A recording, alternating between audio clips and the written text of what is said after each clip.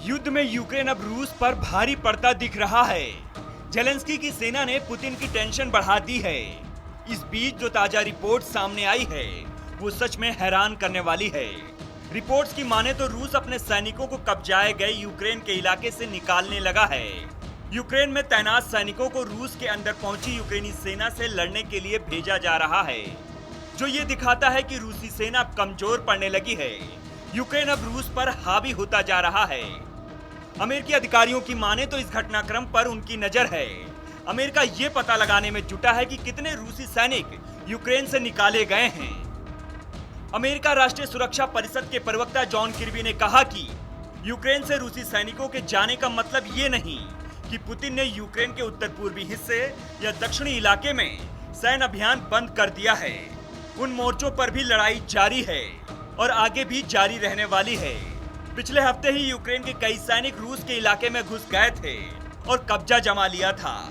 हालांकि सवाल ये भी है कि यूक्रेन रूसी क्षेत्र में कब तक कब्जा जमा पाता है। यूक्रेनी सैनिक रूस में कितना आगे बढ़ेंगे। यूक्रेनी सैनिकों ने इस प्लान को पूरी तरह से सीक्रेट रखा। यूक्रेन के रूस पर हमले से अमेरिकी अधिकारी प्रभावित हैं। रिपोर्ट्स के मुताबिक 1000 सैनिकों से बनाई गई कई ब्रिगेड अब रूस के कुर्स्क में भेज दिए गए हैं। यूक्रेन ने पिछले हफ्ते ही यहां पर कब्जा जमा लिया था। शुरुआत में जब यूक्रेन ने रूस पर हमला किया था तो इसे पुतिन को अपमानित करने की एक मनगढ़ंत कोशिश माना जा रहा था, लेकिन रूस ने सैनिकों को यूक्रेन से निकालकर दिखा दिया कि इसका रणनीतिक प्रभाव पड़ रहा है। हालांकि रूस पर हमला करके यूक्रेन अपनी 965 किलोमीटर के बॉर्डर को कुछ जगहों पर कमजोर करने का जोखिम उठाया है, लेकिन ये उन रूसी सैनिकों को अपने कदम पीछे करने को मजबूर कर सकता है जो यूक्रेन के अंदर गर्मी में घुस गए थे। यूक्रेन का कहना है कि उसने अपने हमले के बाद 1000 वर्ग किलोमीटर से ज्यादा की रूसी जमीन पर कब्जा कर लिया है। इस कारण हजारों रूसी लोग अपने घरों को छोड़ने पर मजबूर हो गए हैं।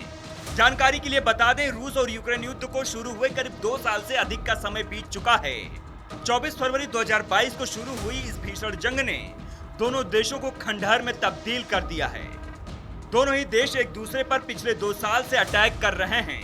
इस युद्ध की वजह से दोनों देशों के हजारों लोग मारे जा चुके हैं।